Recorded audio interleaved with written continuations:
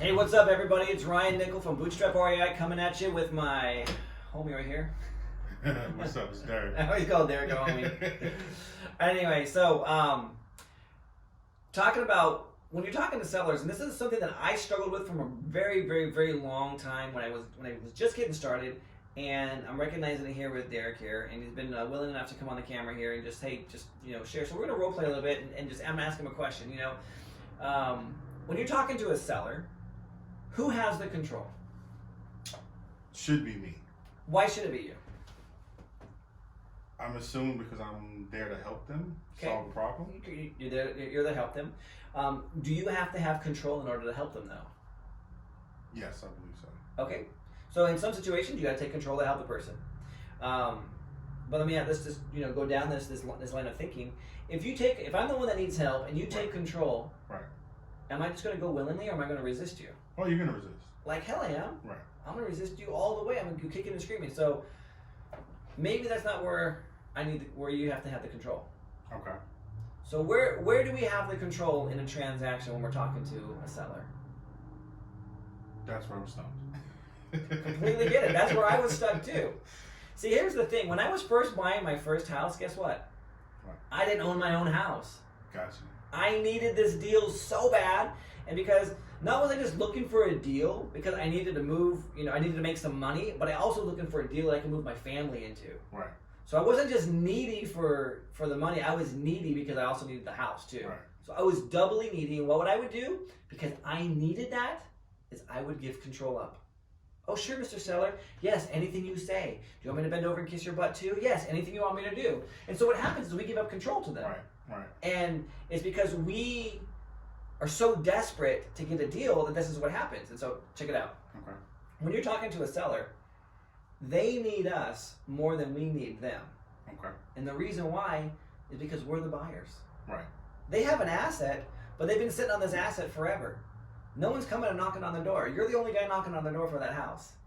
Makes sense. And so when they want you to think like, oh, I'm not ready to sell, or yeah, I'll entertain an offer, but it's not gonna be for less than $400, or what did he tell you? At the 100,000 below. 100,000 below market value was the least he would take. It's a great deal. Hey, it sounds like we can make this work. When can I come by and take a look at it just to make sure that it works for us? Okay. Subtle change. I'm agreeing with him. Hey, sounds like it could work. But what did I say at the end? Let me see. See what? Let me see it. See if we can make it work. If it works for us. Right. So very subtle.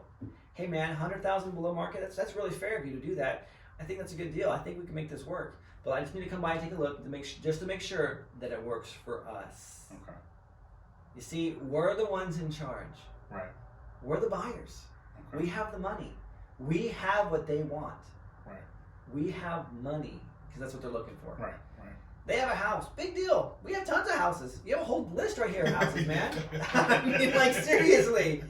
When I never did well in MLM, like multi-level marketing, Mm-hmm. but one of the things they told me to do, and I never forgot this because it really took the fear and the anxiety out of it, was to make a list of 100 friends and family.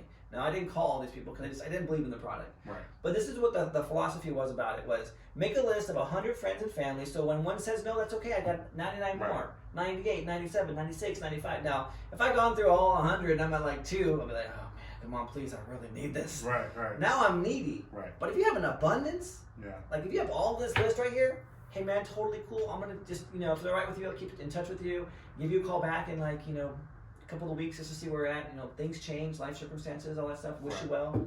I'm cool. I don't need that guy. I don't need his house. Okay. I'm not gonna let him go. He's gonna go to my drip campaign. I'm gonna follow up with him, Right. but I'm in charge. Right. So, anyway, you're right. You're just about there, man. Just gotta. It's a mindset shift. Right. I gotta understand that, Yeah. and that's the part that I feel. It's so hard when you need the money so bad. Yeah. Not that you don't need the money, man. You're doing really good. This guy's already earning 6 figures and he wants to get into real estate and make even more money. I'm like, damn, dude, I need to be doing what you're doing.